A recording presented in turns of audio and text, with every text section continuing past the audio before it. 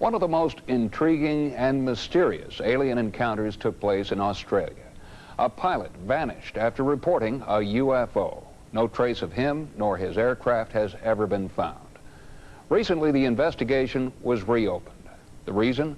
The UFO may have been caught in the act, captured on audio tape and film. It was a beautiful, clear day for flying when 20-year-old Frederick Valentich took off from Melbourne to King Island. He was looking forward to logging some nighttime flying hours. But as the sun was setting, he was approached by an unidentified flying object. In constant radio contact with an air traffic controller, Valentich described a metallic object with bright green and white lights that flew around him at tremendous speeds. At the end of the conversation, he said, "It's not an aircraft." These were the last words ever heard from Freddie Valentich. No trace of him nor his plane has ever been found. The disappearance of Frederick Valentich is certainly one of the great mysteries since I've been working with the Air Force for the last 18 years. And of all the incidents that have been reported through my office, this is the one that has the greatest intrigue attached to it. I simply don't know what happened to Frederick Valentich. Some suggest the incident was staged, that Frederick had sold the plane and run off with the money. But his friends and family feel this scenario is impossible. Knowing my son, how happy he was to be at the stage that he was with his flying career, I find it very difficult to believe it. I got a feeling that he definitely have an interference with another object, whether it was extraterrestrial or terrestrial, and it remains to be seen in the future. He was known as a stable young man. He didn't appear to have any great worries at that particular time. He was a member of the Air Training Corps, well respected. His performance was well known by his instructors. It would require somebody with a great deal of imagination and guile to go and set up a disappearance like that, and I don't think it's consistent with Valentich's character. The air traffic controller who last spoke to Frederick does not believe it was a hoax either. I think his transmissions sounded genuine. It was almost like I could picture him sitting in the aeroplane looking for this thing. His transmissions were interrupted, and at the stages where he was actually looking for the UFO or the other aircraft, he wasn't able to speak to me as he was searching for it.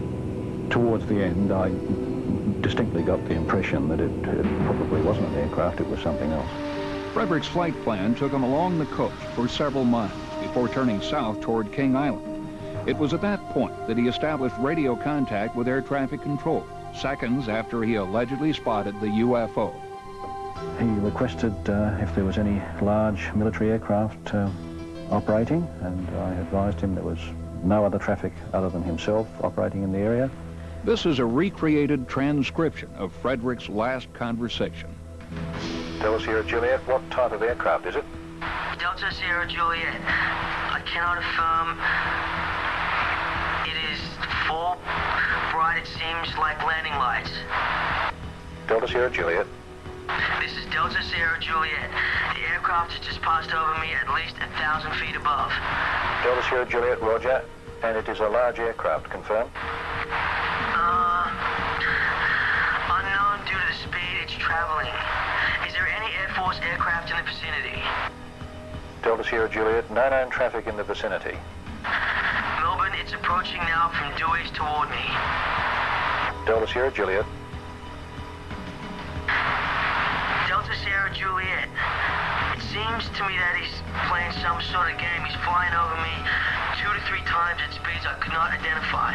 Frederick, as a member of the Air Training Corps, would have been very familiar with military aircraft such as the Mirage at that time, the F-111, but he asked twice on the transcript whether there was military aircraft in the vicinity.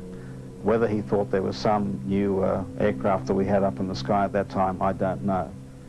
I asked him to try and identify the aircraft, and he mentioned that he couldn't because it was flying so fast.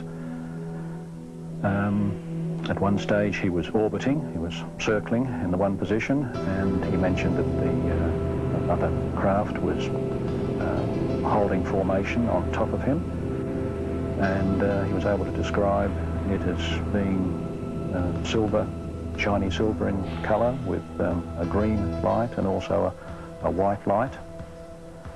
And as I said, at one stage it disappeared. Delta Sierra Juliet, confirm the aircraft just vanished. Say again? Delta Sierra Juliet, is the aircraft still with you? Delta Sierra Juliet. It's, now approaching from the southwest. Delta Sierra Juliet. Delta Sierra Juliet. The engine is rough idling. I got it set at 23, 24, and the thing is coughing. Delta Sierra Juliet, roger. What are your intentions?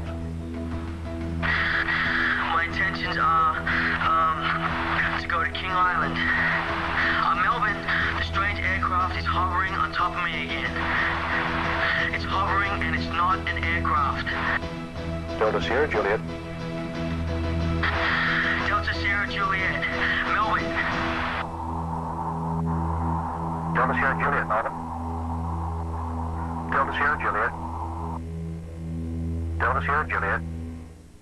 I think that he actually saw something, and I feel that he was genuine, and what actually happened will always be a mystery, I think. Minutes before Frederick vanished, photographer Roy Manifold set up his camera at Cape Otway. He heard Frederick's plane fly overhead, and at the same moment Frederick disappeared, Roy took a series of pictures of the sunset. When he got the film back, he noticed something strange. I had the film developed, and I'd noticed there was a blotch on one of the prints that looked to me like an emulsion error or a developing error. And because of the disappearance of the aeroplane and everything, what was happening, and I started to put one and one together and say, well, just a minute, this photograph was taken exactly that time. Roy took the prints and negatives back to Kodak. After examining the film, they said it was definitely not a developing error, so he sent it into a lab for computer analysis. The results were surprising. They seemed to think that it was a metal object approximately 1 mile from the camera, and that the trail of smoke that was from it was a vapor trail of something hot or something, who knows. Unfortunately, further analysis will be impossible, for Roy Manifold told us the negatives are missing from his safe deposit box. The bank have told me that it's just not there. When it was computer analysed, I was advised to make sure that I keep that negative in a very, very secure place, because it could be of some consequence, and now it's gone. And there are other mysteries. That tape of the conversation between Valentich and the air traffic controller was analyzed by a specialist in pilot UFO sightings, Dr. Richard Haynes. He investigated the case in detail and discovered some inconsistencies in the tape itself. The tape ends rather mysteriously. There is a sound at the end of the tape which I describe as a metallic sound, which lasts, interestingly, 14 seconds long. But I found that there's a little gap pretty much in the middle, and a frequency is occurring up to the gap and not afterward. And my hunch is that somebody has cut something out of the middle of that. Who could have tampered with this evidence? Many believe the military is somehow involved in a cover-up. I mean, let me put it this way. I'm now the senior public relations officer in Canberra. I work directly for the chief of the air staff. I work with all our senior intelligence people. I have access to highly classified information. And in my opinion, there's been absolutely no cover-up. Cover-up or not, no one, including the Air Force, is willing to rule out the possible involvement of a UFO. The idea that Frederick was abducted by a UFO is, you know, some ways, I suppose, in the realms of science fantasy. But really, in this sort of situation, you can't rule out anything. We simply don't know. For those who have been investigating the disappearance of Frederick Valentich, the mystery continues. But for Frederick's father, hope is eternal. Coming to peace with my son's disappearance would be to really know what really happened to him. It's like in a bad dream going through, you know, and we wake up in the morning to realize it's real, and become a bit sad. I'd like to see him back. That he comes back as he was, perhaps, you know, with some big story to tell us. There are just three possible explanations for what happened to Frederick Valentich. He crashed, faked his disappearance, or was abducted by a UFO. But if he crashed, where was the wreckage? If he faked his disappearance, why invent a cover story guaranteed to make headlines? Ironically, the most logical explanation seems to be the one that's the hardest to believe. Encounters will be right back.